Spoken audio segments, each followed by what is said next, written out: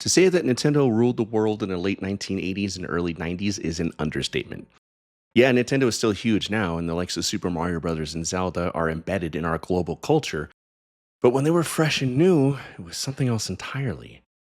Like I said in a previous episode, my family got our NES in 1988. I was almost 5 at the time, and while I was excited about video games and I loved them, you kind of exist in a bubble until you start kindergarten. Like I knew my parents loved video games, and various babysitters had an NES and some games, and also like relatives like my aunt who I mentioned before and whatnot. I saw commercials on TV for the games, but it wasn't until a year later when I started kindergarten that I understood just how massive Nintendo actually was. Being away from home and being surrounded by kids who weren't my little sister or my cousins was like stepping into a larger world. And that larger world was full of kids who also loved Ninja Turtles and Nintendo, all the stuff that I loved. And I remember going after school one day to the house of my first real best friend, Krista, and seeing her Nintendo, the Ghostbusters Ecto 1 on her shelf, and watching her copy of The Land Before Time on VHS before my mom came to pick me up. My first emotion was pure jealousy that I didn't have the Ecto 1. But then the stark realization that girls could also like Ghostbusters and dinosaurs too. But yeah, Nintendo was very much at the forefront of pop culture in 1989 when I started school. Celebrities talked about Nintendo in interviews on TV and in magazines. Nintendo was making hundreds of millions of dollars, accounting for not only 80% of video game sales, but 20% of total toy sales in general.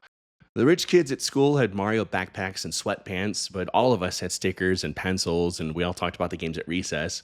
The Super Mario Bros. Super Show kicked off in syndication that September alongside Captain N, the Game Master on NBC.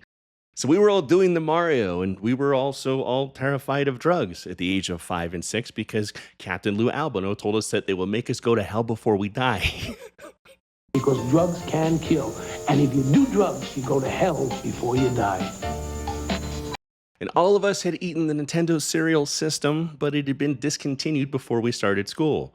So instead, we all desperately tried to pretend like we liked the Ninja Turtle cereal, which was just freaking awful. I broke into the Nintendo circles at recess by telling everybody I had beat Mario Bros., which was essentially true, and that my mom knew a trick to get so many one-ups that the little counter turned from digits to little symbols because it wasn't designed to count that high, and that got a lot of oohs and ahs. And I learned about the games I had never heard of because kids in my class were already playing them. There was a DuckTales game? Wait, hang on. There's a WWF WrestleMania game? My little post-toddler brain loved WWF, and I needed to play that. And okay, hang on. Hang the heck on. There's a Teenage Mutant Ninja Turtles game, and it came out before school started, and half of my kindergarten class had already played it. Fresh from the sewer. And into your Nintendo Entertainment System comes Ultra's version of Teenage Mutant Ninja Turtles. Now you can take control of these heroes in a half shell as they nunchuck, swim, and bazooka blast their way through sewers and streets, ridding the world of rival robots, wretched ruffians, and the evil Foot Clan forever. Teenage Mutant Ninja Turtles. They're out of the sewers and available where Ultra games are sold. My singular goal from starting kindergarten in September of 1989 until Christmas just 3 months later was to obtain this Ninja Turtles game for Nintendo. Y'all don't understand the need. The absolute need. I was already collecting the action figures and super deep into the cartoon, which was 2 years old at the time. Ninja Turtles had overtaken Thundercats and Transformers and Ghostbusters, and Voltron as my favorite thing ever, and still, it remains to this day in such high status 40 years later.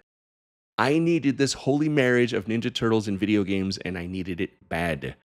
I told Santa about it. I told mom and dad about it. I told my grandparents about it.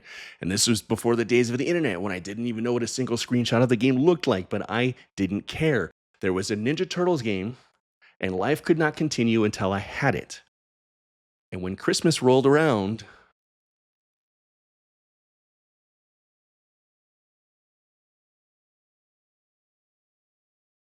okay, so there are several key moments in my very early childhood that I vividly remember. I remember being 20 months old and talking to my mother on the phone while she was in a hospital about to have my sister. Like I said before, I remember my first experience with video games. I remember my grandparents taking me to the theater for the very first time to see An American Tail while my parents put together my third birthday party. I remember opening up Christmas gifts as a toddler and getting Panthro, the hardest to find Thundercat, and putting him in the Thunder Tank and doing donuts with it around the floor of my bedroom. But dudes, when I say I remember opening up that rectangular package on Christmas morning of 1989 and first seeing that little Ultra Games logo in the corner and somehow knowing exactly what that meant, and then ripping off the rest of the paper and losing my goddamn mind, you can believe that I remember it in full detail. Nothing else mattered. That game had to get opened up and it had to get plugged into the NES in that instant. And I remember being so hyped that my mother had to demand I come back to the table periodically to take another bite of Christmas breakfast before continuing to play. Leonardo, Donatello, Michelangelo, and Raphael were there inside our Nintendo, and I could be them. I could fight Bebop and Rocksteady and Mousers and Metalhead, and it was unbelievable. It was also unbelievably difficult and full of enemies that were not in the cartoon, but that was okay. It was the Turtles and it was Nintendo, and I was elated. I was over the moon. I was head over heels. I was all the things.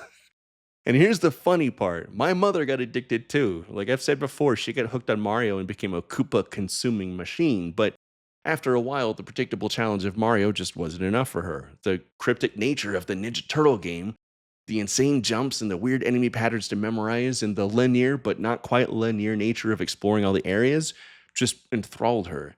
Yeah, friends, my mom got just as into the Turtles game as I did, and she got freakishly good at it. People on YouTube still to this day talk about how difficult the jumps in the sewer levels are, and they joke about the Donatello trick to beat Rocksteady and the giant Mouser. My mom figured out all of that on her own. She would show the tricks to me, and I would pass the tips on to my 6-year-old cohorts in class. Gamers online squirm with the difficulty of the airfield and the Foot Clan base levels, and my mom would just play the game over and over again, figuring it all out and mastering them. She beat Teenage Mutant Ninja Turtles within just a few months of us owning it. I saw it with my own eyes. My mom beat Shredder and became just as much of a superhero as the 4 turtles I worshipped.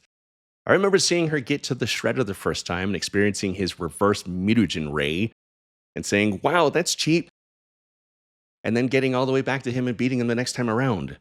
I would ask her for help with the weird jumps and which pizzas to get and which ones to avoid, and she would always know which ones were trouble.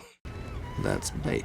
But I never ever asked her to help me with the damn level. Anybody who tells you the damn level is impossible and one of the worst levels in all of gaming is soft and a coward, and I've been beating that shit since I was 6 years old.